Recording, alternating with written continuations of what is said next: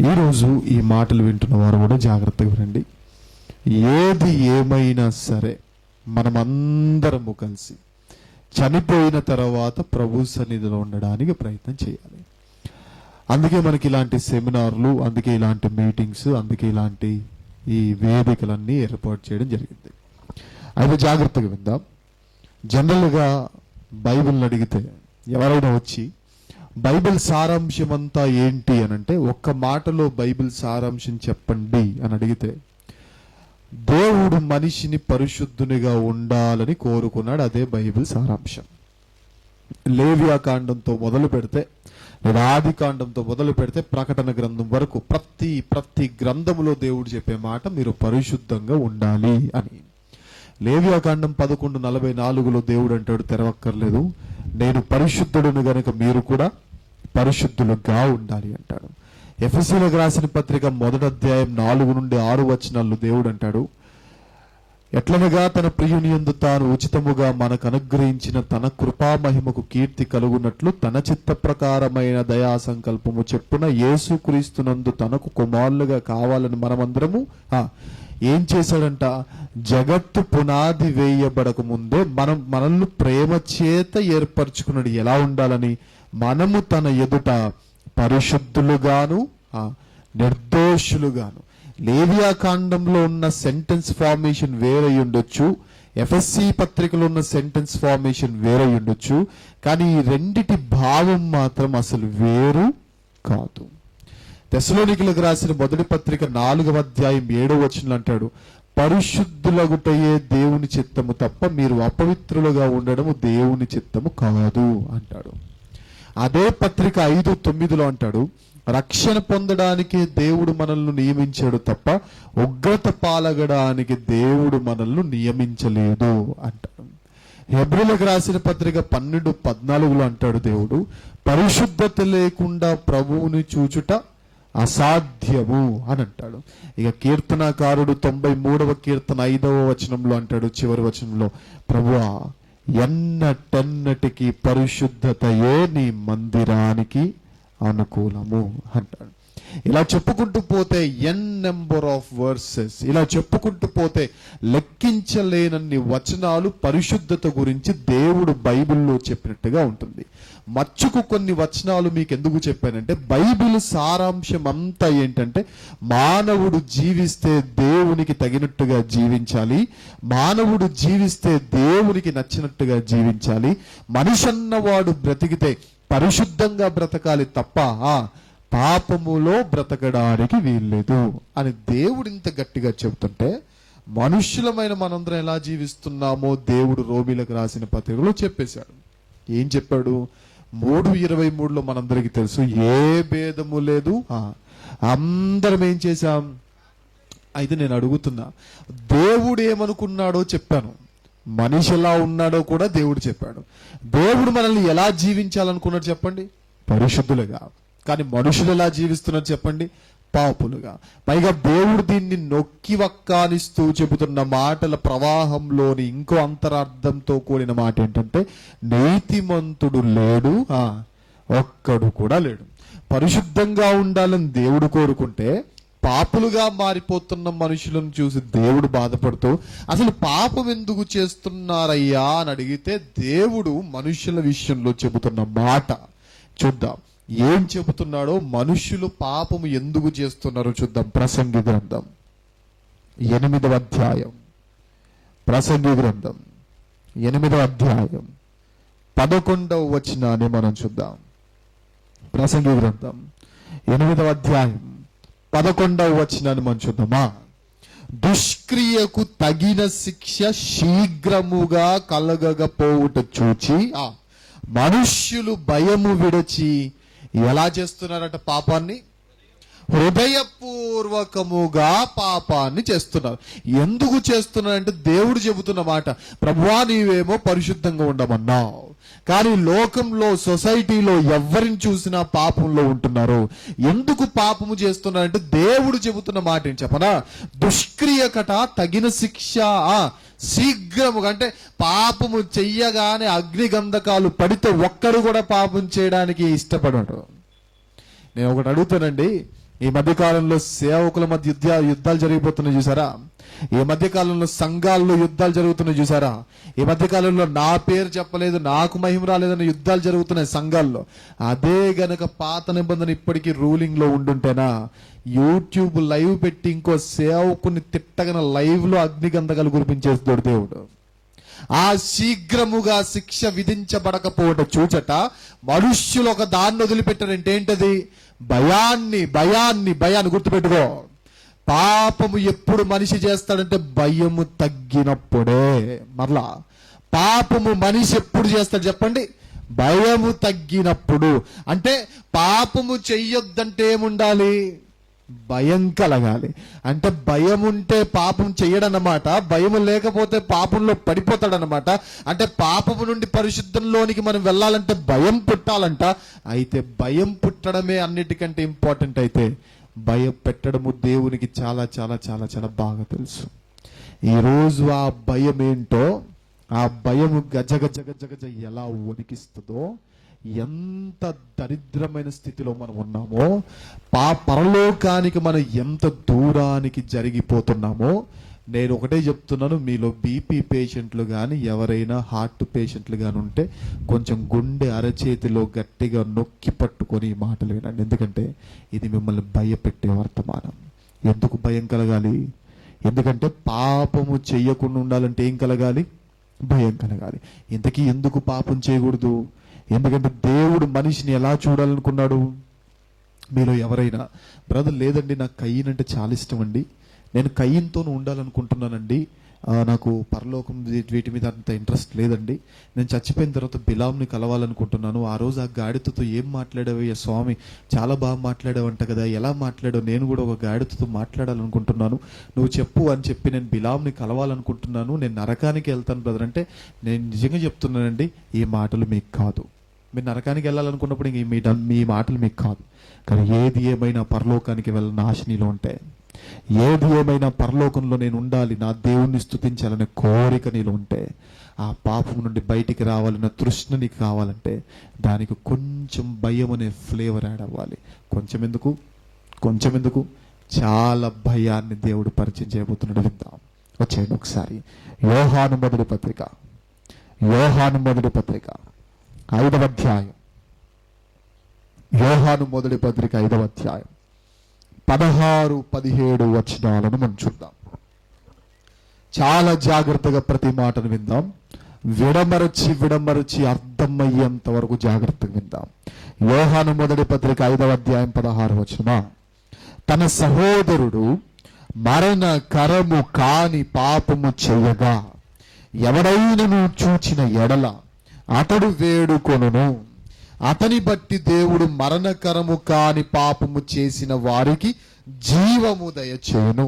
మరణకరమైన పాపము కూడా ఉంది, అట్టి దాని గురించి వేడుకొనవలనని నేను చెప్పుటలేదు. మనందరికీ తెలుసు, పాపాలలో డెఫినేషన్లో పాపాల్లో 2 రకాల పాపాలు ఉన్నాయి. జాగ్రత్తగా విందాం. మనం పాపం చేయకూడదనే దేవుని చిత్తం, మనం పాపులుగా ఉండకూడదనేది దేవుని యొక్క సంకల్పం. కానీ పాపము చెయ్యడానికి మనకు ఏం తగ్గుతుంది అంటే చెప్పండి? భయము తగ్గుతుంది. ఆ భయం ఎప్పుడైతే పెరిగిందో పాపాన్ని కూడా చేసే పద్ధతులు కూడా మనుషుల్లో తగ్గుతాయి. చూడండి, బయట కుక్క ఉంది జాగ్రత్త అని రాసేటంటే అనుకోండి, కుక్కలంటే భయం ఉన్నోడు లోపలికి వస్తాడా? ఎవరు వస్తారు చెప్పనా? భయం లేనోడు వస్తాడు. కొంత రోడ్డు మీద వెళ్తా ఉంటారు, కుక్కలంటే భయం ఉండదు వాళ్ళకి, పడుకున్న కుక్కని కెలికి మరి వెళ్తారు చూడండి వీళ్ళు, భయం లేక. అదే భయం ఉన్నోడు ఏం చేస్తాడు?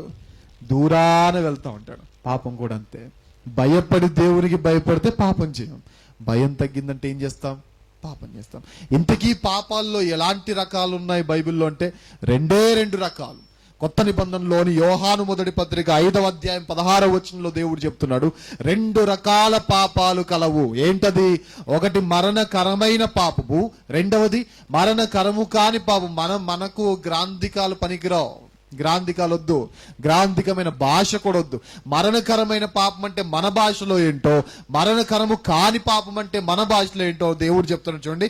మరణకరము కాని పాపము చేయగా ఎవడైనను చూచిన ఎడల అతను వేడుకొనును, అతనిని బట్టి దేవుడు అతన్ని క్షమిస్తాడు.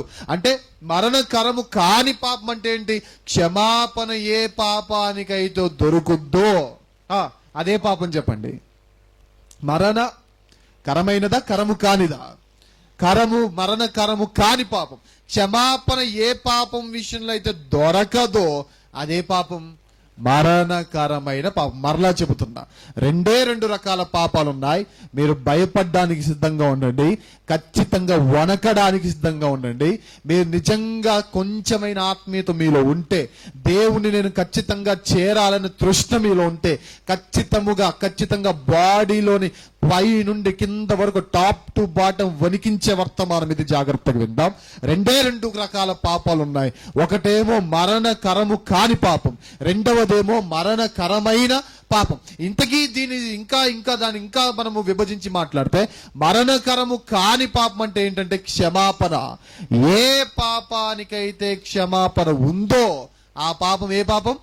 మరణకరము కాని పాపం. మరలా చెప్తున్నాడు, మరణకరమైన పాపము కూడా కలదు, అట్టి దాని గురించి వేడుకొనవలనని నేను చెప్పట్లేదు. అంటే మరణకరము అయిన పాపం అంటే ఏంటి అని అంటే, ఏ పాపానికి క్షమాపణ లేదో అది మరణకరమైన పాపం. ఇప్పుడు ఇంకా జాగ్రత్తగా విందాం. రెండు రకాల పాపాలు. ఒకటి మరణకరము కానిది, రెండవది మరణకరమైనది. అంటే ఒక దానికి క్షమాపణ ఉంది, ఇంకో దానికి క్షమాపణ లేదు. ఒక దాన్ని వేడుకుంటే క్షమించేస్తాడు దేవుడు, ఇంకో దాన్ని వేడుకున్నా క్షమించడు దేవుడు. నేను అడుగుతున్నా, ఇది మరణకరమైన పాపం అనుకోండి, ఇది మరణకరం కాని పాపం అని జాబితాలో వేసుకుందాం కొద్దిసేపు. లేదా ఈ రెండు రకాల పాపాలు. ఇక్కడ నేను దొంగతనము, అబద్ధము, లేదా మోసాలు, లేదా ముందొకటి వెనకొకటి మాట్లాడడము, లేదా అల్లరితో కూడిన ఆటపాటలు, ఇవన్నీ ఇక్కడ పెడుతున్నాను. ఓకేనా? ఇవన్నీ ఒక జాబితాలో చేరుస్తున్నాను. వ్యభిచారము, నరహత్యలు, ఇవన్నీ ఒక జాబితాలో చేరుస్తున్నాను. ఏది మరణకరమైన పాపం అంటారు, ఏది మరణకరము కాని పాపం అంటారు? చెప్పండి. అబద్ధాలు, లేదా మోసాలు, లేదా అప్పుడప్పుడు చిన్న కామెడీ స్కిట్లు చూడ్డాలు, లేదా అప్పుడప్పుడు సీరియళ్ళు చూడ్డాలు, ఇవన్నీ ఏ పాపం? మరణకరము కాని పాపము, మరణకరమైన పాపమా? మరణకరము కాని పాపాలు. ఓకే. నరహత్య, వ్యభిచారము, ఇంకా ఎవరైనా రోడ్డు మీద గుద్దేసి వెళ్ళిపోయి తొక్కించేసి వెళ్ళిపోవడాలు, ఇవన్నీ ఏ పాపాలు? మరణకరమైనవా, మరణకరము కానివా? మరణకరమైన పాపాలు. ఎవరు చెప్పారండి మీకు? మంచిగా కన్విన్సింగ్ చెప్తే ఏదైనా ఒప్పుకునేలా ఉన్నారు మీరు. ఎవరు చెప్పారు మీకు? అసలు మరణకరమైన పాపం అంటే ఏంటో, మరణకరము కాని పాపం ఏంటో మీకు డెఫినేషన్ మరలా చెబుతున్నా. ఏ పాపానికైతే క్షమాపణ లభిస్తుందో అది మరణకరము కాని పాపం. ఏ పాపానికైతే క్షమాపణ లభించదో అది మరణకరము కాని పాపం. మరలా చెప్తున్నా, ఏ పాపానికైతే క్షమాపణ ఉంటదో అదే పాపం? మరణకరము కాని పాపం. ఏ పాపానికైతే క్షమాపణ లేదో అదే పాపం? మరణకరమైన పాపం. ఇప్పుడు మన క్వశ్చన్ ఏంటంటే, ఇంతకీ మనం అందరం పాపులను దేవుడు బైబిల్లో చెప్పాడా చెప్పలేదా? చెప్పేశాడు. అయితే ఈ పాపాల్లో ఏ భేదము లేదు, అందరం పాపం చేశాం. ఇంతకీ మన క్వశ్చన్ ఏంటంటే, మనము చేసిన పాపం, ఇంతవరకు మనం చేసిన పాపం మరణకరమైనదా, మరణకరము కానిదా? అంటే క్షమాపణ ఉన్నదా, క్షమాపణ లేనిదా? ఇది మనకు తెలియాలి. ఇదంతా మనకు తెలియాలంటే అసలు స్టార్టింగ్ నుండి పాప క్షమాపణ విషయంలో దేవుని ప్రోటోకాల్ ఏంటో మనకు తెలియాలి. స్టార్టింగ్ నుండి పాపాలను క్షమించే విషయంలో దేవుడు ఎలాంటి పాపాలను క్షమిస్తాడో అది మనకు తెలిస్తే తప్ప ఇది మనకు అర్థం కాదు. కాబట్టి మనం అందరం పాపము చేసిన వారమే, కానీ ఏ పాపము చేశాము, క్షమించబడే పాపమా, క్షమించబడని పాపమా తెలియాలంటే దేవుడు ఇజ్రాయేలీలకు బలి తెమ్మన్నప్పుడు ఎలాంటి పాపాలను క్షమిస్తానని చెప్పాడో చూడాలి. కాబట్టి ఒక్కసారి ప్రారంభము నుండి మనం అందరము కూడా ఎలాంటి పాపాలకు క్షమాపణ లభిస్తుందని దేవుడు చెప్పారో జాగ్రత్తగా చూద్దాం. లేవియాకాండం 4వ అధ్యాయం, లేవియాకాండం 4వ అధ్యాయం మొదటి 3 వచనాలను చూద్దాం. బైబిల్స్ ఉన్న ప్రతి ఒక్కరు బైబిల్స్ ఓపెన్ చేయండి. లేవియాకాండం 4వ అధ్యాయం మొదటి 3 వచనాలు. మరియు యెహోవా మోషేకు ఇలాగు సెలవిచ్చెను, నీవు ఇజ్రాయేలీలతో ఇట్లనుము, యెహోవా ఆజ్ఞలన్నింటిలో దేని విషయమైనది, వ్యభిచారమా, జూదమా, త్రాగుబోతుతనమా, వేశ్యా సాంగత్యమా, ఏదైనా, ఏది టాప్ టు బాటమ్ ఏంటి పాపాల చిట్టా ఏదైతే ఉందో ఆ నుంచి చివర్లో ఉన్న బండిరా వరకు పాపాల చిట్టా ఏదైతే ఉందో ఆ పాపాల చిట్టాలో దేని విషయమైనా ఎవరైనా అనే పదం పక్కన ఏ పదం ఉందో చెప్పండి, చూడండి ఒకసారి, అది అండర్లైన్ చేసుకోండి.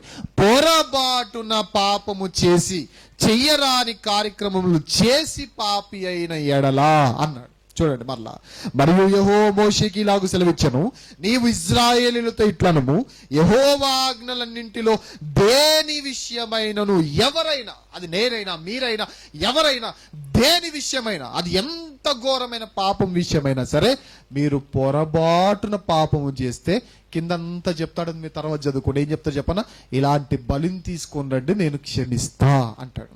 మీకు మరలా చెప్తున్నా, క్షమాపణ దొరికే పాపం ఏ పాపం చెప్పండి, మరణకరము కాని పాపం.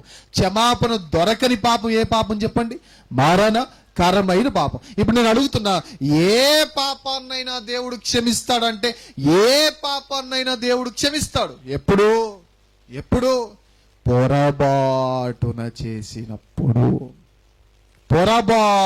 చేసినప్పుడు. ఫర్ ఎగ్జాంపుల్, నేను ఇలా చెయ్యి ఉప్తూ చూసుకోకుండా అలా నెట్టేసాను అనుకోండి, దాన్ని ఏమంటారు, పొరబాటు అంటారు. అలా కాకుండా దీన్ని తీసి ఇలా ఎత్తేసాను అనుకోండి, దీన్ని ఏమంటారు, మీకు అర్థం కాదని చెప్పానులేండి, ఆ బాటిల్ అంటే నాకేం చిరాకలేదు, తర్వాత తాగేది మేము, మళ్ళీ చెప్పండి. పొరబాటున చేసిన పాపం మొదట చేసిన పాపం అయితే, రెండవసారి నేను చేసింది పొరబాట కావాలన్నారు. కానీ ఇప్పుడు దేవుడు క్షమాపణ దేనికంటున్నాడు, కావాలని చేస్తే క్షమాపణ అన్నాడా, పొరబాటున జరిగితే క్షమాపణ అన్నాడా? పొరబాటున. ఒక వచనంతో మనం ఎందుకు ఆగిపోవాలి, దీన్ని బలపరిచే వచనాలు చాలా ఉన్నాయి, చూద్దాం ఒకసారి. ఇదే 4వ అధ్యాయం 13వ వచనం చూడండి ఒకసారి. 4వ అధ్యాయం 13వ వచనం చూడండి ఒకసారి. ఇజ్రాయేలీయుల సమాజం అంతయు, మరలా ఏ పాపం గురించి దేవుడు మాట్లాడుతున్నాడు, ఇజ్రాయేలీల సమాజం అంతా అని చెప్పి ఏ పాపం గురించి దేవుడు మాట్లాడుతున్నాడు, పొరబాటున చేస్తున్న పాపం గురించా, లేదా తెలిసి చేస్తున్న పాపం గురించా? పొరబాటున ఏ తప్పిదము చేసి యెహోవా ఆజ్ఞలలో దేనినైనా మీరు చేయరాని పని చేసిన ఎడల వారు ఆజ్ఞకు విరోధముగా చేసిన ఆ పాపము తమకు తెలియబడినప్పుడు, ఇదో ఇలాంటి బలిని తీసుకొని వచ్చేయండి, అప్పుడు నేను వారి నిమిత్తము దాన బలిని మీరు అర్పిస్తే నేను అతని క్షమిస్తా అని చెప్పి 20వ వచనంలో ఉంటుంది చూడండి. అతడు పాప పరిహారార్థ బలియగు కోడిని చేసినట్లు దీనిని చేయవలను, అట్లే దీన్ని చేయవలను. యాజకుడు వారి నిమిత్తము ప్రాయశ్చిత్తము చేయగా వారికి క్షమాపణ కలుగుతుంది. అంటే ఏ పాపమైనా, ఎంత ఘోరమైన పాపమైనా చేసినప్పుడు క్షమాపణ ఉంటుంది అని దేవుడు చెప్పాడు. కానీ ఎలాంటి పాపమట, సాహసించి చేస్తున్న పాపానికా, లేదా పొరబాటును చేస్తున్న పాపానికా? ఇప్పుడు నేను అడుగుతున్నా, మన జీవితంలో పాపాలు జరిగాయి, చూడకూడని దృశ్యాలు చాలాసార్లు చూసాం. ఒంటరితనాన్ని వెతికి వేటాడి మరి ఆ ఒంటరితనంలో పాపాలు చేయడానికి తహతహలాడిపోయిన జీవితాలు మనవి. సంఘంలో ఏదైతే క్రమమో ఆ క్రమము మీరిన జీవితాలు కొందరివి. ఏవైతే తినకూడదో, ఏవైతే త్రాగకూడదో వాటినన్నిటిని బట్టి జీవితాలను నాశనం చేసుకుంటున్న జీవితాలు కొన్ని ఉన్నాయి. నోటికి అడ్డు అదుపు లేకుండా ఏది నోటికి వస్తే అది, ఎంత నోటికి వస్తే అంత ఇష్టానుసారంగా మాట్లాడిన పాపపు జీవితాలను నేను ప్రశ్నిస్తున్నా. ఏ పాపమైనా మనం పొరబాటున చేసామా, కావాలని చేసామా చెప్పండి? భర్త భార్య మీదకి చేసిన పాపం, నోరెత్తి పడిపోయే చేసే పాపం, ఆ నోటి విషయమైన పాపం తెలియక చేయదు. తాగొద్దని తెలుసు కానీ తాగుతాడు. తెలియక ఏ పాపం చేయము.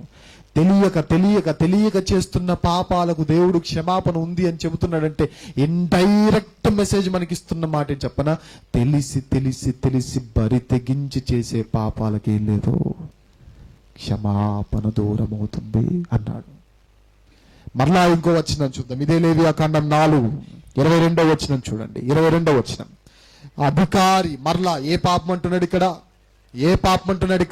పొరబాటున పాపము చేసి తన దేవుడైన యెహోవా ఆజ్ఞలన్నిటిలో దేనినైనను మీరి అని చెప్పి మొత్తానికి ఈ బలిని తీసుకుని రండి అని 26వ వచనంలోని చివరి మాటలో చూడండి, అతనికి క్షమాపణ కలుగును అన్నాడు. 4వ అధ్యాయం మొదటి 3 వచనాల్లో ప్రస్తావించబడిన పాపం పొరపాటును చేసిన పాపం, 4వ అధ్యాయం 13వ వచనంలో ప్రస్తావించబడిన పాపం పొరపాటును చేసిన పాపం, 4వ అధ్యాయం 22వ వచనంలో ప్రస్తావించబడిన పాపం పొరపాటును చేసి పాపం, 4వ అధ్యాయం 27వ వచనాన్ని కూడా చూడండి. ఇక్కడ కూడా దేవుడు ఏం చెప్తున్నాడు చూడండి, మీ దేశస్థులలో ఎవడైనను పొరపాటున పాపము చేసి చెయ్యరాని పనుల విషయంలో, మరలా ఇక్కడ కూడా ప్రస్తావిస్తున్న పాపం ఏంటి చెప్పండి, పొరపాటున చేసిన పాపము అని అంటున్నాడు. అంటే దేవుడు చెప్పకనే చెప్తున్నాడు, మీరు ఏ పాపాలకైనా క్షమాపణ దొరకాలి అని అంటే ఈజీగా క్షమాపణ దొరికే పాపాలు, ప్రతి పదాన్ని కూడా చాలా కాన్సన్ట్రేషన్తో వినండి. ఈజీగా క్షమాపణ దొరికే పాపాలు ఏంటి అంటే చెప్పండి, పొరపాటున జరుగుతున్న పాపాలు. కానీ మన జీవితంలో నేను అడుగుతున్నా, మనం చేసిన పాపాలు జరిగాయా లేవా? జరిగాయి. జరగలేదంటే ఇంకో పాపం చేసినట్టు అబద్ధం చెప్పేసి, నా లైఫ్లో బ్రదర్ మీరు నమ్మరు కానీ ఇప్పటివరకు పుట్టినప్పటి నుండి ఇప్పటివరకు ఒక్క అబద్ధం కూడా నేను చెప్పలేదు అన్నాను అనుకోండి, అది ఇంకో అబద్ధం అవుతుంది. అది ఎవరి జీవితంలో అయినా సరే కదా. మనం ఈజీగా అందరు వ్యభిచారం చేయరు, అందరు దొంగతనం చేయరు, కానీ అందరు అబద్ధాలు ఖచ్చితంగా ఏదో ఒక పాయింట్ ఆఫ్ టైంలో చెప్పేసే ఉంటారు కదా. ఈజీగా అబద్ధాలు ఆడేస్తారు. కానీ మీకు ఒక విషయం చెప్పనా, ఆ ఈజీగా అబద్ధం చెప్పింది కూడా ఒకనాడు క్షమాపణ దొరకని పాపం అయ్యే అవకాశం ఉంది తెలుసా.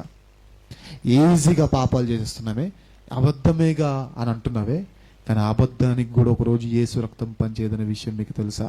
ఈ నేనంటున్న మాటలు కాదని చూద్దాం, ప్రతి విషయానికి ఒక రెఫరెన్స్ని చూసే మనం మాట్లాడతాం. కానీ దేవుడు చెబుతున్న మాట, మనం పాపాల గురించి మాట్లాడుతుంటే 2 రకాల పాపాలు మనం చూసాం. ఒకటి మరణకరమైనది, రెండవది మరణకరము కానిది. ఇంతకీ వీటి విభజనలో వీటి ఇంకా కూడా అర్థాలు ఏంటి అని అంటే, వీటిని ఇంకా అర్థాలు మార్చుకుంటూ వెళ్ళాలి అంటే, ఏ పాపానికైతే క్షమాపణ దొరుకుతుందో అది మరణకరము కాని పాపం అయితే, ఏ పాపానికైతే క్షమాపణ దొరకదో అది మరణకరమైన పాపము. ఇంతకీ ఏ పాపాలకి ప్రభువా నువ్వు క్షమిస్తావు? అసలు పాత నిబంధన నుండి నీ మనసు ఎలా ఉంది అంటే దేవుడు స్ట్రైట్ గా చెప్తున్నమాట, ఎవరైతే పాపాలు పొరపాటున చేస్తారో వారిని దేవుడు క్షమిస్తాడు. మీరు వ్యభిచారం చేసినా క్షమించేస్తాడు.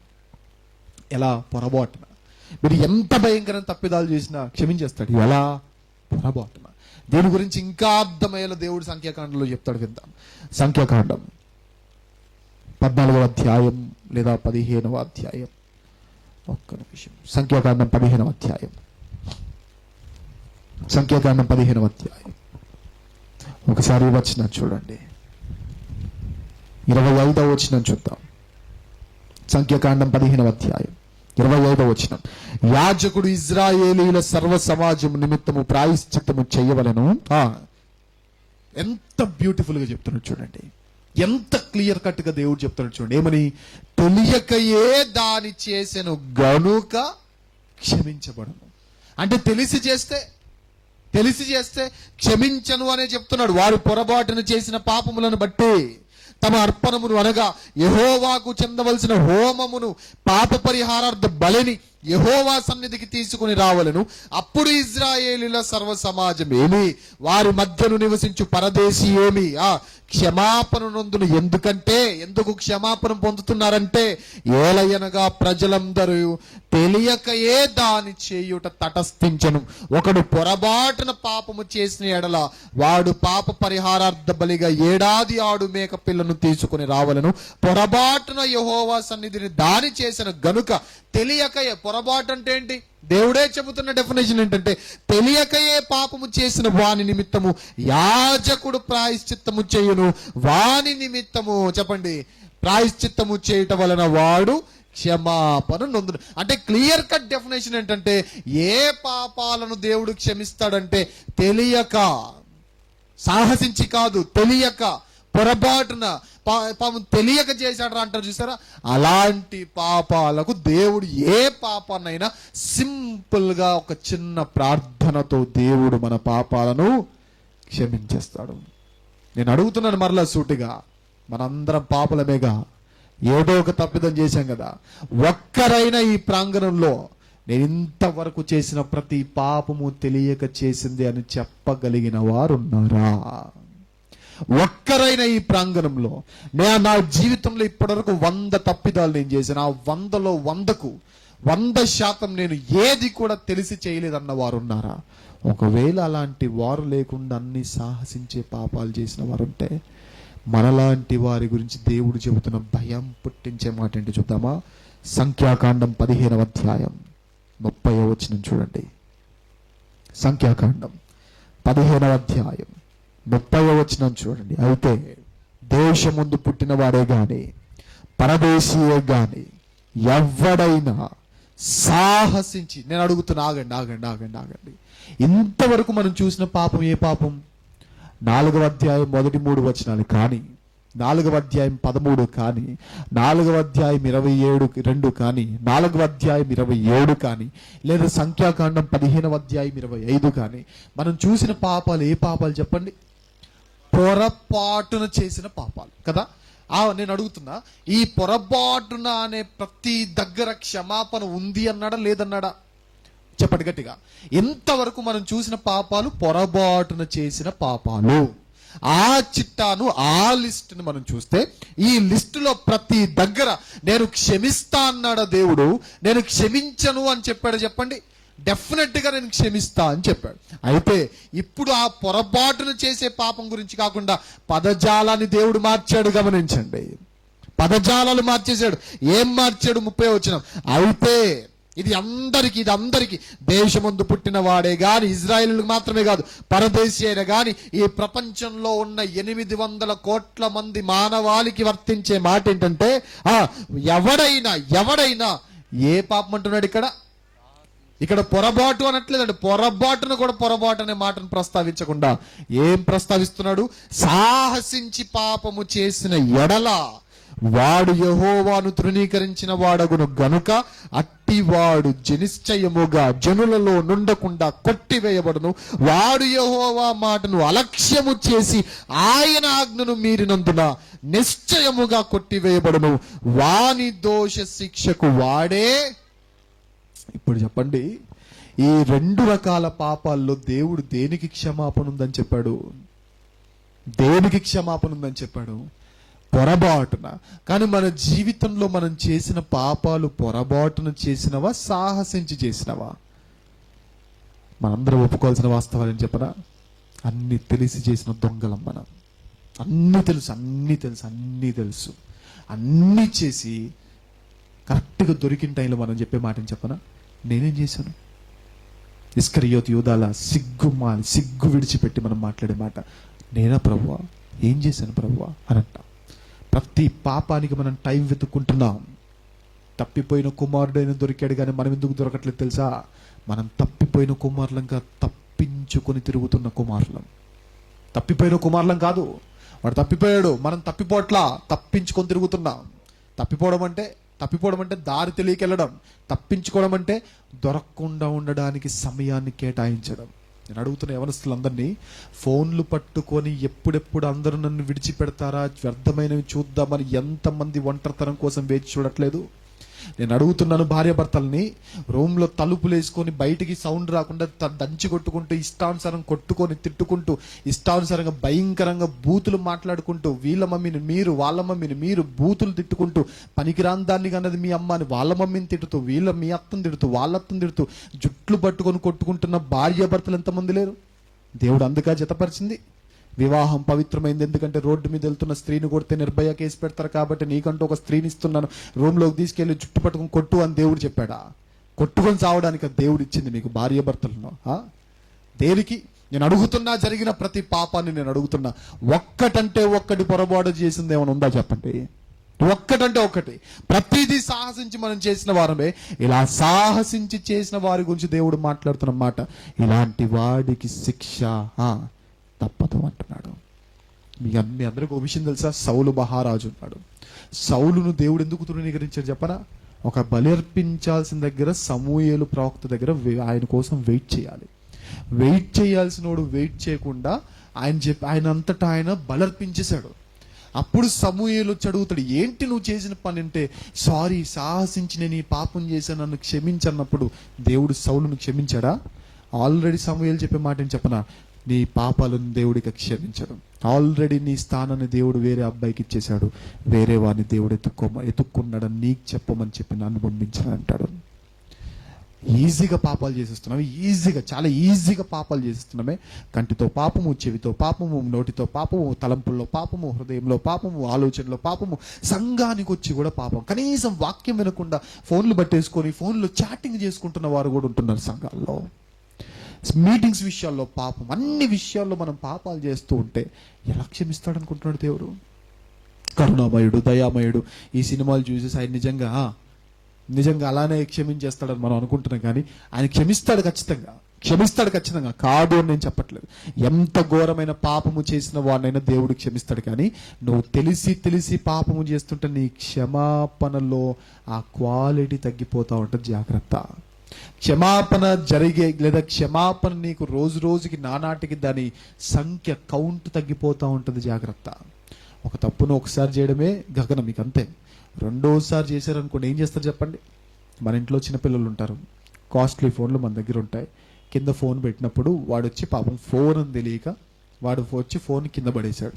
అప్పుడు మనం ఏమనుకుంటాం, పాపం తెలియక చేశాడు రా అని చెప్పేసి, నానా ఇది చాలా కాస్ట్లీరా, దీన్ని నువ్వు పట్టుకోవద్దు నానా అని పైన పెట్టాం. వాడు తర్వాత అది అందట్లేదని ఒక స్టూల్ తెచ్చుకొని దాని మీదకి ఎక్కి మళ్ళీ ఆ ఫోన్ తీసుకొని అలా ఎత్తేసాడు అనుకోండి. ఇప్పుడు నానా ప్లీజ్ నానా నువ్వు మాట వినాలి నాన్న అంటారా, పగలు కొడతారు చెప్పండి.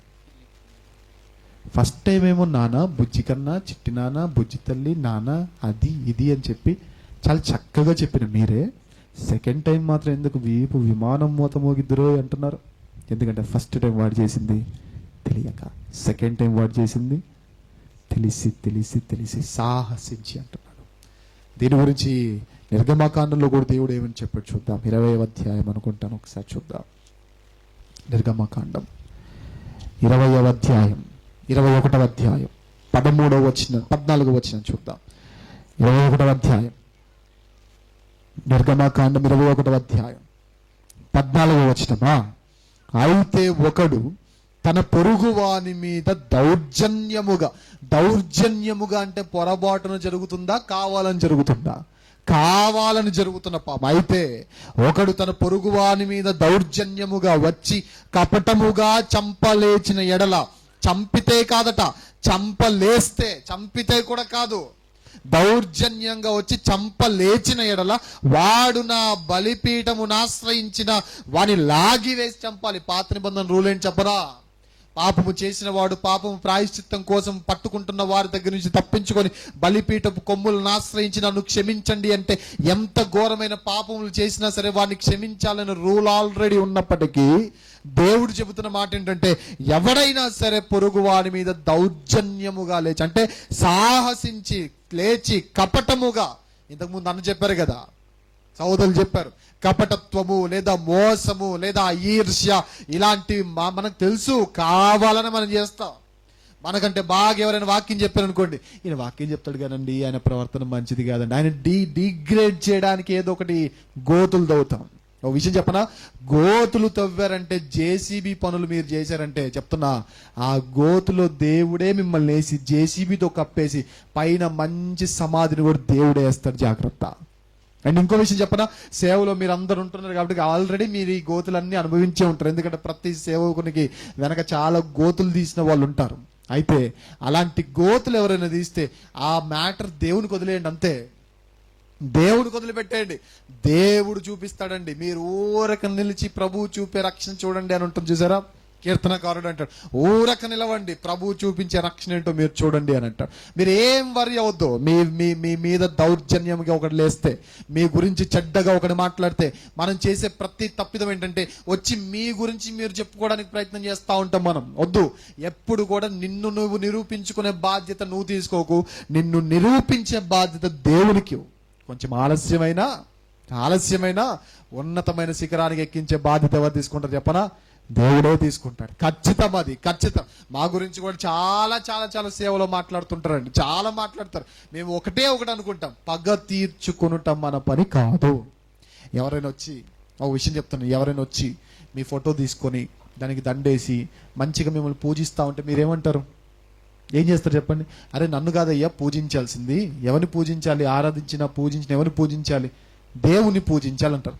ఎవరైనా వచ్చి మీ కాళ్ళ మీద పడ్డారనుకోండి, దీవిస్తున్నాను జాగ్రత్త అన్నారంటే ఇంక మీకు ఆయనకి ఇద్దరికి మూడుతుంది. మరి జాగ్రత్త. ఎవరైనా పాదముల మీద పడి బ్లెస్సింగ్స్ తీసుకుంటే మనము వారిని బ్లెస్ చేయకూడదు. మనుషులన్న వారము ఖచ్చితంగా మన పాదాలను నమస్కరిస్తుంటే వెనకడుగు వెయ్యాలి. అపోస్తలు చేసిన పని అదే, దేవదూతలు చేసిన పని కూడా అదే. కానీ ఇప్పుడే ఎవరైనా వచ్చి నన్ను పూజిస్తూ నా కాళ్ళు మొక్కడానికి వచ్చారనుకోండి, నేను వెంటనే వెనక్కి తిరుగుతాను. ఎందుకంటే పూజింపబడాల్సిన బాధ్యత, మొక్కబడవలసిన పని నాది కాదు, ఎవరిది? దేవుడిది. ఇది ఎంత వాస్తవమో పగ తీర్చుకొనవలసిన పని కూడా నాది కాదు, ఎవరిది? దేవుంది. దేవునికి అప్పగించి సైలెంట్గా ఉండండి. మీ కన్నుల ఎదుట ఆయన ఒక మహత్కార్యం చేస్తాడు. మీ చుట్టూ ఎవరైతే గుంతలు తవ్వారో ఆ గుంతలన్నింటిలో మీరు పడకుండా దేవుడు ఎవరిని పడేస్తాడు చెప్పనా? వాళ్ళని పడేస్తాడు. దేవుడు అండి, మనము సూర్యుడా నీవు గిబియోన్లో దిగుము అనే ఆ యుద్ధం మనం చూసారా? ఆ రోజు నేను దేవుని కాపుదలు ఎంత బాగుంటుందో చెప్తున్నాను మీకు ఆదరణ కోసం. దేవునికి మీరు మీ జీవితాన్ని ఇస్తే దేవుని కాపుదలు ఎంత బాగుంటుందో చెప్తున్నాను. ఆనాడు యుద్ధం బీభత్సమైన యుద్ధం, 1-to-1 యుద్ధం జరుగుతూ ఉంది. అయితే దేవుడు ఆకాశం నుండి వడగళ్ళను కురియ చేశాడట. కురియ చేసినప్పుడట ఆ వడగళ్ళు సరిగ్గా వెళ్ళి శత్రువులనే తగిలి శత్రువులు చచ్చిపోయారు తప్ప ఒక్క ఇజ్రాయేలీయుడి మీద కూడా వడగండ్లు పడలేదంట. ఫర్ ఎగ్జాంపుల్, ఇది ఆ శత్రువు అనుకోండి, ఇది ఇజ్రాయేల్ అనుకోండి, వీడి మీద పడి ఇలా పడి వీడిని కొడుతున్నాడు అనుకోండి. ఈ ఇజ్రాయేలీని దాటుకుని వడగండ్లు ఎవరికి టచ్ అవుతున్నాయి? శత్రువుకి టచ్ అవుతున్నాయి. అంటే దేవునికి మీరు ఎప్పుడైతే అవకాశం ఇస్తారో, దౌర్జన్యము చేస్తున్న వారి విషయంలో భయపడొద్దు, దౌర్జన్యము చేస్తున్న వారి విషయంలో ఎక్కడ కృంగిపోవద్దు. దౌర్జన్యము చేసిన వాడిని దేవుడు అంటున్న మాట, వాడికి క్షమాపణ ఉండదు అన్నాడు. మీరు కూడా అలాంటి లక్షణాలు ఉంటే వెంటనే వాటిని మానుకోండి అని దేవుడు చెప్తున్నమాట. ఇక మరలా కొన్ని వచనాలు, ఇప్పటివరకు పాత నిబంధన చూసాం కాబట్టి ఇప్పుడు కొత్త నిబంధనకు వచ్చేద్దాం. హెబ్రీలకు రాసిన పత్రిక,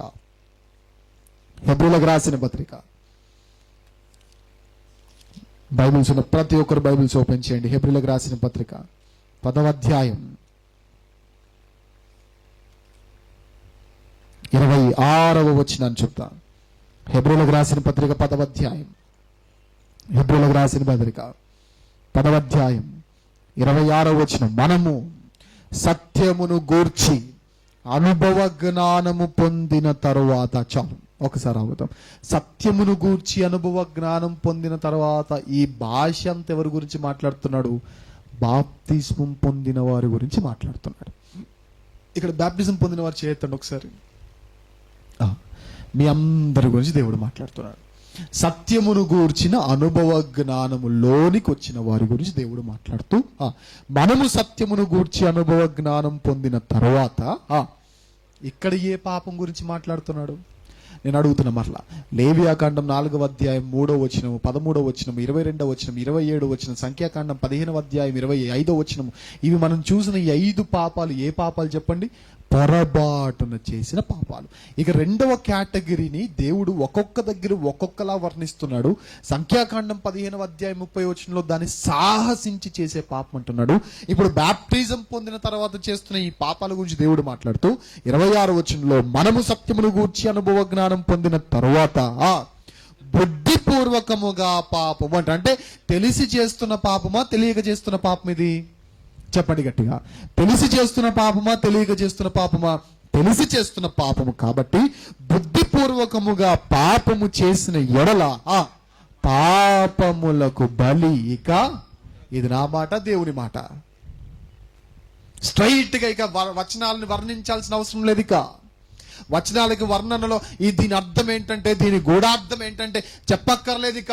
అంటే బ్యాప్టిజం పొంది ఎవరైతే ఇక్కడ కూర్చున్న వారిలో బుద్ధిపూర్వకంగా నీ మొబైల్ ఫోన్ని, నీ కంటిని, నీ పంటిని, నీ నోటిని, నీ జీవితానికి అడ్డు అదుపు లేకుండా ప్రవర్తించిన ప్రవర్తన అన్ని జ్ఞాపకం చేసుకుని నీకు గుర్తుండాల్సిన మాటని చెప్పనా, నీ పాపములకు బలి ఇక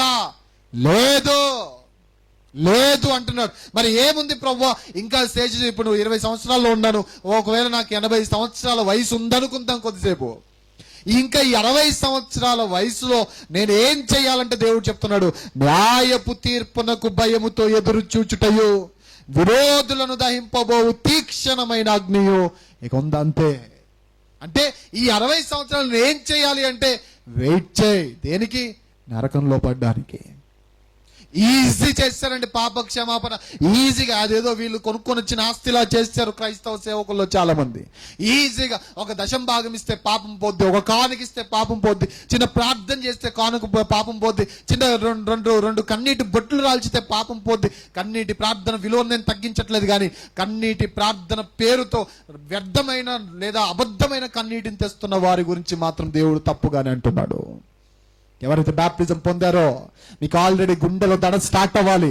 ఇప్పటికీ బ్యాప్టిజం పొంది ఇష్టానుసారంగా ప్రవర్తించి ఇప్పటికీ తెలిసి తెలిసి తెలిసి తెలిసి పాపము చేస్తే, బుద్ధిపూర్వకంగా పాపము చేస్తే పాపములకు బలి చెప్తున్నాడు దేవుడు. ఏమంటున్నాడు? ఇక లేదు, ఇక లేదు, ఇక లేదు. అంటే క్షమాపణకు మనం దూరం అవుతున్నాం, క్షమాపణకు మనం దూరం అవుతున్నాం. గమనించండి, అంత ఈజీగా ఇక మనకు క్షమాపణలు దొరకవు. తెలియకపోతే ఎన్ని క్షమాపణలైనా 1000 సార్లైన దేవుడు క్షమిస్తాడు, కానీ తెలిసి తెలిసి పాపాలు చేస్తుంటే, తెలిసి తెలిసి పాపాలకు అలవాటు పడుతుంటే క్షమాపణలకు దూరం అవుతున్నాం. గమనించండి. నాకు తెలిసినంత నేను అనుకుంటానండి, బైబిల్ ప్రకారంగా నేను అనుకుంటాను, తెలిసి తెలిసి పాపాలు చేస్తే బైబిల్లో ఉన్న కొన్ని వచనాలను బట్టి, వాటి అంతరార్థాలను బట్టి నేను అనుకుంటాను మేబీ ఒక 10 సార్లు దేవుడు క్షమిస్తాడేమో, అంతే. మేబీ ఒక 10 సార్లు. అంటే అన్ని తక్కువ ఛాన్సెస్ దేవుడు మనకి ఇస్తాడు. దాని గురించి కూడా కొద్దిగా ఆలోచిద్దాం. కానీ దేవుడు చెప్తున్న సూటి అయిన మాట ఏంటంటే, ఇక మీకు బలి ఉండదని చెప్తున్నాడు. అంటే మీకు అర్థం కావడానికి ఒక చిన్న ఉదాహరణ చెప్తాను. జైలుకి వెళ్ళే ఖైదీల్లో అండి, బెయిల్ వచ్చేంత వరకు బెయిల్ కోసం వెయిట్ చేసే వాళ్ళు ఉంటారు. తర్వాత యావజ్జీవ ఖైదీలు కూడా ఉంటారు, అంటే లైఫ్ సెంటెన్స్ పడుతుంది వాళ్ళకి. అండ్ ఇంకొందరు ఉంటారు, ఎలాంటి వారంటే వాళ్ళు ఉరిశిక్ష విధించబడిన ఖైదీలు. ఆ ఉరిశిక్ష విధించబడిన ఖైదీలు, వచ్చే నెల మీకు ఉరిశిక్ష అన్నారు అనుకోండి, ఈ నెలంతా ఏం చేయమంటావు మరి అని అడిగితే వాళ్ళకి వీళ్ళు చెప్పే మాట చెప్పనా, చావడానికి వెయిట్ చేయరా అంటారు. చావడానికి వెయిట్ చేయరా అంటారు. అది మీకు అర్థమైతే 30 సంవత్సరాల్లో నువ్వు ఆల్రెడీ నీకు ఇవ్వబడిన ప్రతి క్షమాపణను దుర్వినియోగం చేసుకుంటే, ఈ 50 సంవత్సరాల వయసులో ఇంకా ఒకవేళ ప్రతి ఒక్కరికి, ఇక్కడున్న ప్రతి ఒక్కరికి 80 సంవత్సరాల వయసు ఉంది అనుకుందాం, దేవుడు 10 సార్లు మాత్రమే క్షమిస్తాడు అని చెప్పాడు అనుకుందాం. చాలా తక్కువ 10 కూడా ఎక్కువే. నేనేదో మీరు కొంచెం హ్యాపీ ఫీల్ అవ్వాలి, నేనేదో 10 అని రౌండ్ ఫిగర్ చెప్తాను తప్ప అది కూడా తక్కువే. నన్ను నమ్మితే నన్ను కూడా దేవుని దగ్గర ఇరికించాను కూడా, మీరు నేను నరకానికి వెళ్ళిపోవడం తప్ప ఇంకేం ఉండదు. ఈ విషయంలో 10 అనేది కూడా నా ఊహ, కేవలం నా ఊహ. అది కూడా చాలా ఎక్కువ, నేను చెప్తుంది అది కూడా చాలా ఎక్కువ. క్షమాపణలు, పాపము బుద్ధిపూర్వకంగా పాపాలు చేస్తుంటే క్షమాపణలు తగ్గిపోతా ఉంటాయి. ఇప్పుడు ఎవరైతే బ్యాప్టిజం పొంది మీరు కావాలని పాపాలు చేశారో, ఆల్రెడీ మీ ఛాన్సెస్ అయిపోయి ఉన్నాయో, చచ్చింది గొర్రె, ఇంకేం చేయలేరు. మీరు ప్రార్థన చేయండి, ఉపవాసాలు చేయండి, ఏం చేయండి, ఇంకేం చేయలేరు. దేవుడు అంటాడు, ప్రభువా ఇంకెంతకాలం బ్రతకాలి ఇలా అంటే, బ్రతికినన్నాళ్ళు బ్రతికి నరకానికి వెళ్ళిపో అంటాడు. ఇదే హెబ్రీయులకు రాసిన పత్రిక 12వ అధ్యాయం చూద్దాం. హెబ్రీయులకు రాసిన పత్రిక 12వ అధ్యాయం 15వ వచనం నుంచి చూడండి. 15వ వచనం నుండి చూడండి ఒకసారి.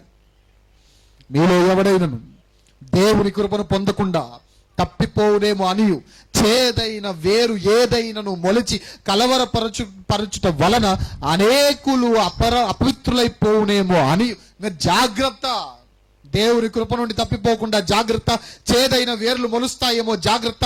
ఈ కలవరాలు మీకు రాకుండా, పవిత్రులైపోకుండా మీరు జాగ్రత్త.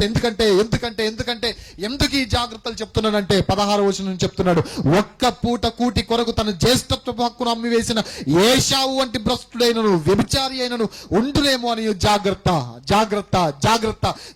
తెలిసి పాపాలు చేసే వాళ్ళ జాగ్రత్త. బ్యాప్టిజం పొంది మరలా వెనకడుగు వేసే వాళ్ళ జాగ్రత్త.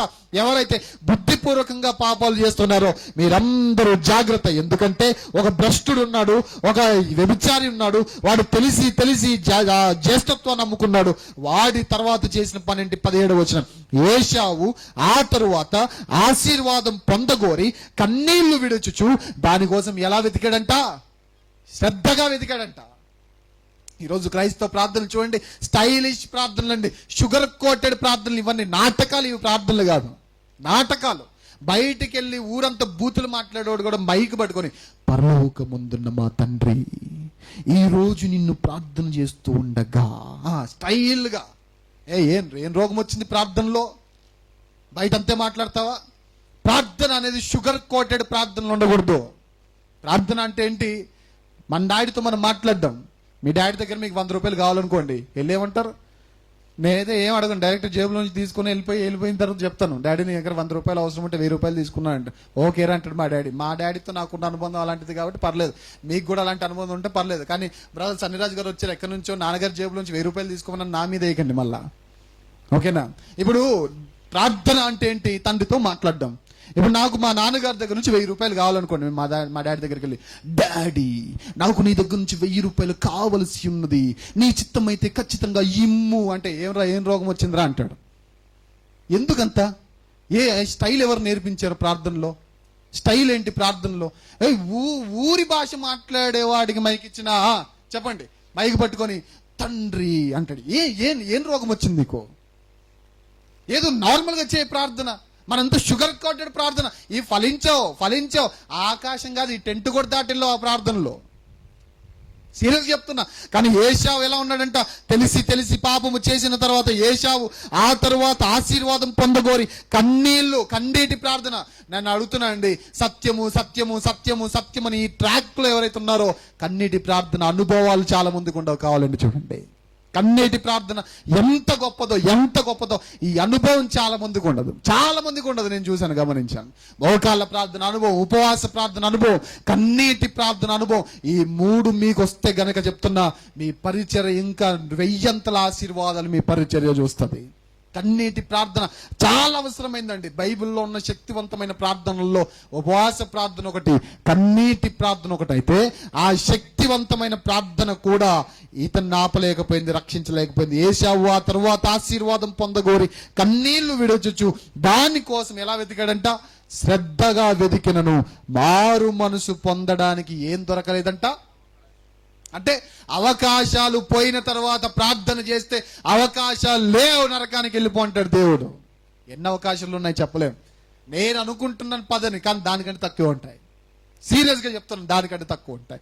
ఇప్పుడు చెప్పండి 2 రకాల పాపాలు ఉంటే, ఒకటి క్షమించబడిన పాపం అయితే, క్షమాపణ దొరికే పాపం అయితే, రెండవది క్షమాపణ దొరకని పాపం అయితే, మనమందరము పాపలం అనేది వాస్తవమైతే, నేను అడుగుతున్నా, మనం చేసిన ఈ ఏమంటారు, క్షమించబడే పాపాలా, క్షమించబడని పాపాలా? తెలిసి పాపం చేసామా, పొరపాటున చేసామా? పొరపాటున చేసిన వాడు ఒక్కడు ఉన్నాడు.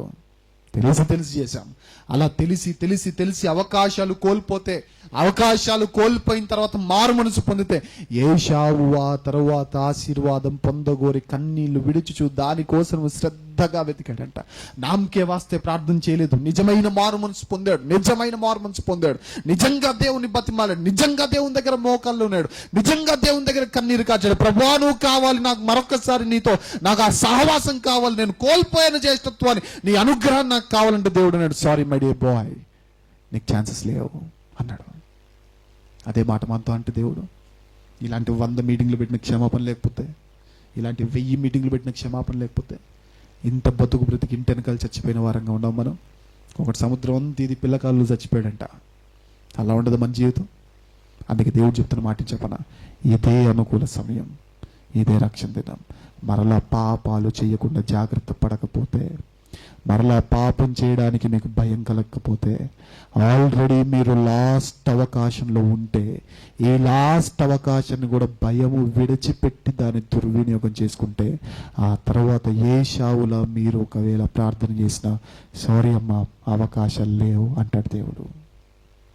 అవకాశాలు లేవు అంటాడు దేవుడు. ఇది నేను అంటున్న మాట కాదు, కానీ బైబిల్లో సామెతల గ్రంథంలో మాట చూద్దాం. చివరిగా 2 వచనాలు చూపించి ముగిచ్చేస్తాను. సామెతల గ్రంథం 1వ అధ్యాయం, సామెతల గ్రంథం 1వ అధ్యాయం, సామెతల గ్రంథం 1వ అధ్యాయం 20 నుండి మనం చూద్దాం. 20 నుండి, జ్ఞానము వీధులలో కేకలు వేయుచున్నది, సంత వీధులలో బిగ్గరగా పలుకుచున్నది, గొప్ప సందడి గల స్థలముల్లో ప్రకటన చేయుచున్నది, పురద్వారములోను పట్టణములను జ్ఞానము ప్రచురించుచు తెలియజేయుచున్నది. ఎట్లనగా, మనలాంటి వారితో దేవుని వాక్యం మాట్లాడుతున్నాడు. ఎట్లనగా, జ్ఞానము లేని వారులారా మీరెన్నాళ్ళు జ్ఞానము లేని వారిగా ఉండకూడదురు, అపహాస్యులారా మీరెన్నాళ్ళు అపహాస్యము చేయుచు ఆనందింతురు, బుద్ధిహీనులారా మీరెన్నాళ్ళు జ్ఞానమును అసహించుకుందరు. నా గద్దింపు విని తిరగండి, ఆలకించుడి, నీ ఆత్మను మీ మీద కుమ్మరించుదును, నా ఉపదేశమును మీకు తెలిపెదను అన్నాడు. విన్నారా? అంత ఈజీగా వింటే మనం మనుషులం ఎందుకు అవుతాం? వినాం. అయితే ఏం జరిగింది చూడండి, నేను పిలువగా మీరు వినలేదు. ఒక అవకాశం ఇచ్చాడు, ఇవ్వలేదా? నేను పిలిచాను, ఒక అవకాశం ఇచ్చాను, మీరు విన్నారా? వినలేదు. నా చెయ్యి చాపగా ఎవ్వరు లక్ష్య పెట్టలేదు, రెండో అవకాశం కూడా ఇచ్చాను, విన్నారా? వినలేదు. తర్వాత నేను గద్దింపగా మీరు లోబడ్డా. మూడోసారి కూడా మళ్ళీ చెప్పాను, ఒకసారి పిలిచా, రెండోసారి చేయి చాప, మూడోసారి గద్దించా, అయినా మీరు వినలేదు. అంటే కొన్ని ఛాన్సెస్ మీకు ఇచ్చా, తెలిసి పాపాలు చేస్తున్నా కొన్ని ఛాన్సెస్ మీకు ఇచ్చా, ఆ కొన్ని ఛాన్సెస్ కూడా మీరు వినియోగించుకొనకపోయేసరికి దేవుడు చెబుతున్న మాట ఏంటి చూడండి, నేను చెప్పిన బోధ ఏమియో మీరు వినక త్రోసివేసితిరి, నేను గద్దింపగా లోబడకపోతారు. అంటే తెలిసి తప్పులు చేశారు, నేను అవకాశాలు ఇస్తున్నా వాటిని దుర్వినియోగపరుచుకున్నారు. ఎప్పుడు చెబుతున్నా విను. కాబట్టి మీకు అపాయము కలుగునప్పుడు నేను నవ్వెదను, మీకు భయం వచ్చినప్పుడు నేను అపహాస్యము చేసేదను.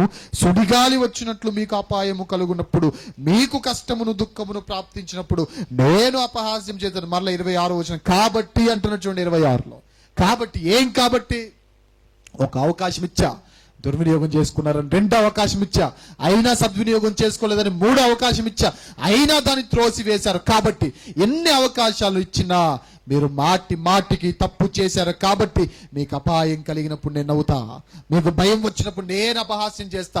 ఏ దేవుడైతే బైబిల్లో కొండగా పిలువబడ్డాడో, ఏ దేవుడైతే బైబిల్లో ఆశ్రయదుర్గంగా తన లక్షణాన్ని కనపరుచుకున్నాడో, ఏ దేవుడైతే బైబిల్లోని భక్తులు నా కొండ, నా కోట, నా ఆశ్రయము, నా దుర్గము, నా శైలము అని దేవుణ్ణి బైబిల్లో అభివర్ణించారో, ఆ దేవుడు అంటున్న మాటని చెప్పనా, నీకు భయం కలుగునప్పుడు నేను నవ్వుతా, నీకు సుడిగాలు వచ్చినప్పుడు నేను అపహాస్యం చేస్తా అని అంటున్నాడు.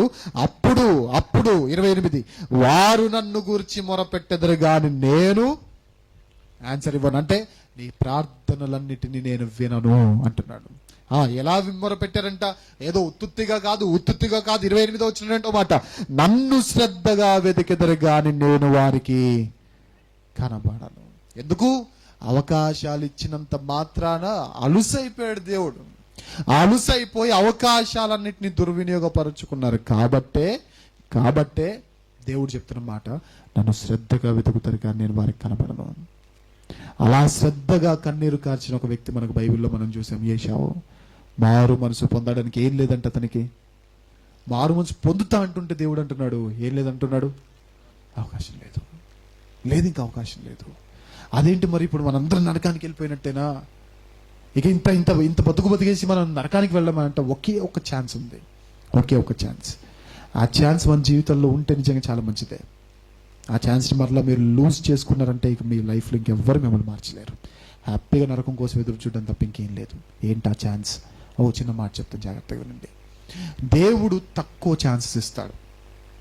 ఇంతవరకు ఇంత స్ట్రిక్ట్గా దేవుడు ఉంటాడనే విషయం మీకు తెలియకపోతే నిజంగా మీరు ధన్యులు. ఎందుకంటే తెలియక చేసిన పాపం కిందకి ఇది వస్తుంది. తెలియక చేసే ప్రతి దాన్ని దేవుడు ఏం చేస్తాడు? క్షమించేస్తాడు. పైగా యేసుప్రభువు ఒక మాట అంటారు శాస్త్రుల పరిశీలతో. గుడ్డి వారి గురించి మాట్లాడుతున్నప్పుడు శాస్త్రుల పరిశీలకి ఈగో హట్ అయిపోయి, మేము గుడ్డివారమా, మా కన్నులు తేటగా కనబడుతున్నాయి అన్నప్పుడు యేసుప్రభు వారితో అనే మాటని చెప్పరా, మీరు గుడ్డివారైన ఎడల మీ పాపము మీ మీద ఉండకపోయేది, కానీ మీరు చూచుచున్నామని చెప్పారు కాబట్టి మీ పాపం మీ మీద ఆరోపించబడుతుంది అంటాడు. నిజముగా దేవుడు పాపాల విషయంలో ఎంత స్ట్రిక్ట్గా ఉన్నాడనే విషయం మీకు తెలియకపోతే నిజంగా దేవుడు క్షమిస్తాడు. ఒకవేళ తెలిస్తే క్షమాపణలు చాలా తక్కువ. ఎంత తక్కువ! ఇప్పుడు నేను క్షమించబడాలంటే ఏం చేయాలి చెప్పండి? ఒక్క మాట చెప్పి ముగించండి అంటే నేను ఒకటే చెప్తాను. నేను ఒక చిన్న ప్రశ్న అడుగుతాను, సమాధానం చెప్పండి. దావీదు పాపాన్ని తెలిసి చేశాడా, తెలియక చేశాడా? దేవుడు క్షమించాడా లేదా? కానీ క్షమించే ముందు దేవుడు దెబ్బ కొట్టి క్షమించాడు, గమనించండి. అవునా కాదా? దేవుడు దావీదును క్షమించాడా, క్షమించలేదా? క్షమించాడు. కానీ క్షమించే ముందు దేవుడు దావీదును దెబ్బ కొట్టి క్షమించాడు. బిడ్డ జీవితాన్ని తీసేసుకొని క్షమించాడు. అప్పుడు దావీదుకి అర్థమైపోయింది, ఇంకొకసారి పాపం చేస్తే సాహసించి, బైబిల్ బాగా చదువుతాడు కదా, మనలాంటోడు కదా దావీదు, దివారాత్రము ధ్యానించే దైవజనుడు ఆయన. అందులో ఖచ్చితంగా ధర్మశాస్త్రంలో సాహసించి పాపం చేసే మాటలు ఖచ్చితంగా ఆయనకు తెలిసే ఉంటాయి. అందుకే ఒక్కసారి క్షమాపణ దొరకగానే భయపడ్డాడు, రెండో క్షమాపణ ఉందో లేదో అని. ఒక్కసారి క్షమాపణ దొరికేసరికి గజ్జ వణిగిపోయాడు, రెండోసారి ఉందో లేదో అని. ఇక లైఫ్లో పాపం చేయకుండా జీవించాడండి. ఇది నేనంటున్న మాటగా దేవుడే దావీదు విషయంలో ఇచ్చిన సర్టిఫికేట్ ఏంటి? దావీదు బత్షెబా విషయమైన పాపము తప్ప తన జీవితంలో మరి ఏ పాపము, ఎంతవరకు దేవుని సన్నిధిలో కూర్చున్న మీరు ఈ మాటలు విన్న తర్వాత ఇంకొకసారి మీరు పాపము చెయ్యకుండా దేవునికి మాట ఇచ్చి నిష్టగా బ్రతికితే 100% క్షమించబడతారు. అలా కాకుండా అలవాటులో పొరపాటుగా మరలా ఇంటికి వెళ్ళిపోయి సీరియల్ పెట్టుకొని, మరలా ఇంటికి వెళ్ళిపోయి జబర్దస్తులు చూసేసి, మరలా ఇంటికి వెళ్ళిపోయి అదేదో అదిరిందో కుదిరిందో అంటే ఈ మధ్యకాలంలో ఏదో వస్తుందంటే మరి నాకు తెలియదు దాని గురించి. ఇవన్నీ మీరు చూసారంటే నిజంగా అభివృద్ధి. నరకంలో పడిన తర్వాత ఇంకా జబర్దస్తే, total Jabardasth, non stop Jabardasth. ఇంతవరకు చేసిన తప్పులు మర్యాదగా ఒప్పుకొని, మర్యాదగా విడిచిపెట్టి, దేవుని సన్నిధిలో దావీదు కలిగిన భయాన్ని కలిగి, బత్షెబా విషయమైన పాపము తప్ప ఏ పాపము చేయలేదనే సర్టిఫికేట్ మీరు పొందగలిగితే ఖచ్చితంగా దేవుడు మిమ్మల్ని క్షమిస్తారు. అలా కాకుండా ఇంతవరకు జీవించినట్లుగానే వెటకారంగా జీవిస్తూ, ఇష్టానుసారంగా జీవిస్తూ, నా జీవితం నా ఇష్టం, నేను ఇలా ఉంటాను, ఏదో ఒక రోజు నేను మరలా పాప క్షమాపణ కోసం ప్రార్థన చేస్తాను అని మీరు అనుకుంటే ఖచ్చితంగా మనమైతే ప్రార్థన చేస్తాం. కానీ దేవుడు మనతో చెప్పే మాట ఏం చెప్పనా? మారు మనస్సు పొందడానికి నీకు అవకాశము లేదు, గెట్ అవుట్ అంటాడు. లాస్ట్గా ఆ మాట, యేసయ్య మన కోసం ఇంత ప్రాణత్యాగం చేసింది మనం నరకానికి వెళ్ళిపోవడానికి కాదు కదండి. ఎఫెసీయులకు రాసిన పత్రికని చెప్పాను కదా, ఎట్లనగా తన ప్రియుని యందు తాను ఉచితముగా మనకు అనుగ్రహించిన తన కృపా మహిమ అని. ఓ విషయం అడుగుతున్నాను, సమాధానం చెప్పండి. నేను నా తల్లికి 25వ సంవత్సరంలో నేను పుట్టాను అనుకోండి. నాకు 25 సంవత్సరాలు వచ్చిన తర్వాత నా తల్లికి 50 సంవత్సరాలు వచ్చేస్తాయి. అప్పటి నుంచి నేను ఏ సంవత్సరంలో అయితే పుట్టానో నా తల్లికి, నాకు ఎన్ని సంవత్సరాలు అయితే గడిచాయో నా తల్లికి నాకున్న అనుబంధం ఎన్ని సంవత్సరాలది కదా? నాకు 20 సంవత్సరాలు అయితే నా తల్లికి నాకున్న అనుబంధం 20. అది మీకైనా నాకైనా ఎవరికైనా. నాకు 40 అయితే నా తల్లికి నాకుండే అనుబంధం 40. నాకు 15 అయితే నా తల్లికి నాకున్న అనుబంధం 15. ఇప్పుడు నేను 15 సంవత్సరాలు ఉన్నప్పుడు నేను చనిపోయాను అనుకోండి, నా తల్లి తట్టుకోగలదా? తట్టుకోలేదు. ఎందుకు? 15 సంవత్సరాల అనుబంధం కాబట్టి. 15 సంవత్సరాలు నన్ను పెంచి, ప్రేమించి, పోషించింది కాబట్టి. ఈ 15 సంవత్సరాల అనుబంధమే మధ్యలో వదిలిపెడితే తట్టుకోలేనప్పుడు, తన ప్రియుని యందు తాను ఉచితముగా మనకు అనుగ్రహించిన కృపా మహిమకు కీర్తి కలుగునట్లు మనము తన చిత్త ప్రకారమైన దయా సంకల్పం చొప్పున నడవాలని, పరిశుద్ధులుగా ఉండాలని, నిర్దోషులుగా ఉండాలని జగత్తుకు పునాది వేయబడక ముందే దేవుడు కోరుకుంటే, ఆయన అనాది సంకల్పంలో మనం ఎప్పుడో కొన్ని కోటాను కోట్ల సంవత్సరాల క్రితమే ఉంటే 15 సంవత్సరాల ప్రేమే తల్లడిల్లిపోయినప్పుడు కోటాను కోట్ల సంవత్సరాల ప్రేమ కళ నువ్వు దూరమైతే అల్లాడిపోతే. ఇలాంటప్పుడు ఏం చేయాలి? దేవుని మీద భయముతో, దేవుడు అంటే ఇష్టంతో, బైబిల్లో మనకు తెలిసినంతలో నమ్మకంగా మనం జీవిస్తూ, అపవాది పెడుతున్న ప్రతి శోధన నుండి తప్పించుకుంటూ, ఆ శోధనలో మనం పడిపోకుండా దేవుడు ఏదైతే మన నుంచి తీసివేసుకోమన్నాడో చేదైన ప్రతి వేరును గొడ్డలితో నరికేసుకుంటూ మనం వెళ్ళిపోవాలి. విశ్వాసం విషయంలో మోమాటం లేకుండా ఉండకుండా, దేవుణ్ణి కాకుండా మనుషులను సంతోషపెట్టడానికి మీరు ప్రయత్నించారా? ఇంకొక తప్పు చేసి చూడండి. అవకాశాలు అయితే ఎక్కువగా ఉండవు. దమ్ముంటే తప్పు చేసి చూడండి. పరలోకంలో కాదు మనం కనబడేది, ఎక్కడ? నరకంలో. ఇప్పటికైనా ఆలస్యం అయిపోయింది ఏం లేదు. ఎప్పటికైనా క్షమాపణ వెదిగితే మంచిది, క్షమాపణ కోసం వేడుకుంటే మంచిది, ఇప్పటికైనా జాగ్రత్త పడితే మంచిది. ఇంకా ఇంటికి వెళ్ళి మళ్ళా సేమ్ లైఫ్ రిపీట్ అయిందంటే గుర్తుపెట్టుకో, ఇక మనం ఎంత భక్తి చేసినా, ఎన్ని పోస్టర్లు వేసినా, ఎన్ని ప్యాంప్లెట్లు పంచినా, ఏ వాక్యాలు మీటింగ్లు ఉంటాయేమో కానీ మనకు క్షమాపణ ఉండదు. ఇప్పుడు చెప్పండి, మనం మరణకరమైన పాపము చేస్తున్నామా, మరణకరము కాని పాపం చేస్తున్నామంటే ఖచ్చితంగా మరణకరమైనదే చేస్తున్నాం. కానీ దానిలో లిమిటెడ్ వర్షన్ ఆఫ్ ఎక్స్క్యూజెస్ ఉంటాయి. అందులో ఆల్రెడీ అయిపోతే ఇంక మనం ఏం చేయగలిగేది ఏం లేదు. అది మేబీ అయిపోకపోవచ్చు అనే ఒక చిన్న విశ్వాసంతో దావీదు వలె మీరు మనస్ఫూర్తిగా పాపాలు ఒప్పుకొని విడిచిపెట్టి నాయనా నన్ను క్షమించయ్యా అని ఇక లైఫ్లో తప్పిదాలు చేయకుండా మీరు జీవిస్తే క్షమాపణ. లేదు అంటే మారు మనసు పొందడానికి అవకాశం నీకు ఉండదు. విరోధులను దహించబో తీక్షణమైన అగ్ని ఇక ఉండను. ఏది మంచిదో మీకు అర్థమవుతుంది కదా. ఆ మంచి దారిలో ఉండండి, మంచి మాత్రమే చేయండి, పాపానికి దూరంగా ఉండండి, అపవాది తంత్రాలకు లోబడకండి, దేవుని మాత్రమే లైఫ్లో గెలిపించండి. దేవుడి మాటలను ఆశీర్వదించి దీవించును గాక.